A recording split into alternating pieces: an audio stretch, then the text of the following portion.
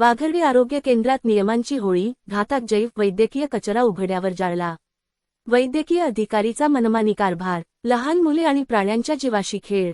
नागरिकांमध्ये संताप. एकीकडे सरकार स्वच्छ भारत आणि सार्वजनिक आरोग्यासाठी कोट्यवधी रुपये खर्च करत असताना दुसरीकडे नंदुरबार जिल्ह्यातील शहादा तालुक्यातील वाघर्डे येथील प्राथमिक आरोग्य केंद्रात काळजाचा थरकाप उडवणारा प्रकार समोर आला आहे. येथील वैद्यकीय अधिकाऱ्यांच्या मनमानी कारभारामुळे चक्क जैव वैद्यकीय कचरा आरोग्य केंद्राच्या आवारातच उघड्यावर अर्धवट जाळण्यात आल्याचे उघड झाले आहे. या गंभीर प्रकारामुळे परिसरात भीतीचे वातावरण असून आरोग्य विभागाच्या कार्यक्षमतेवर मोठे प्रश्नचिन्ह निर्माण झाले आहे. काय आहे नेमका प्रकार? शासनाच्या 28 मार्च 2016च्या नियमावलीनुसार रुग्णालयातील सुया, सिरिंज, सलाईन बाटल्या आणि मुदतबाह्य औषधे यांची विल्हेवाट लावण्याची एक शास्त्रोक्त पद्धत आहे.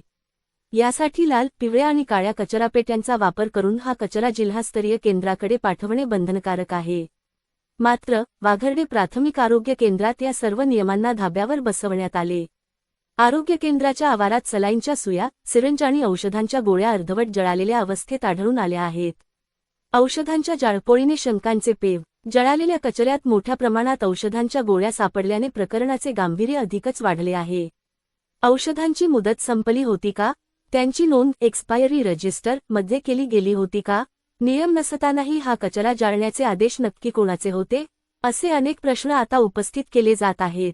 आरोग्य देणारे केंद्रच आज आजार पसरवण्याचे केंद्र बनले आहे. उघड्यावर पडलेल्या या सुया आणि औषधांमुळे आमच्या लहान मुलांच्या आणि पाळीव प्राण्यांच्या जीवाला धोका निर्माण झाला आहे. अर्धवट जळालेल्या या कचऱ्यामुळे परिसरात तीव्र दुर्गंधी पसरली असून संसर्गजन्य आजार पसरण्याची दाट शक्यता निर्माण झाली आहे. उघड्यावर पडलेल्या धारदार सुया आणि रसायनांमुळे परिसरात वावरणाऱ्या लहान मुलांच्या जीवाला मोठा धोका निर्माण झाला आहे. दोषींवर कारवाई होणार का? आरोग्य केंद्राच्या या बेजबाबदारपणामुळे ग्रामस्थांमध्ये तीव्र संताप व्यक्त होत आहे. लोकांना शिस्त लावणारे आरोग्य प्रशासन स्वतःचे नियम मोडत असेल तर दाद कोणाकडे मागायची? असा संतप्त सवाल विचारला जात आहे. या प्रकरणाची वरिष्ठ स्तरावरून सखोल चौकशी करून संबंधित दोषी वैद्यकीय अधिकारी आणि कर्मचाऱ्यांवर कठोर प्रशासकीय कारवाई करण्याची मागणी आता जोर धरू लागली आहे. वाघर्ड प्राथमिक आरोग्य केंद्राला कर्मचारी किती वेळ देतात याविषयी पोलखोल सविस्तर बातमी लवकरच.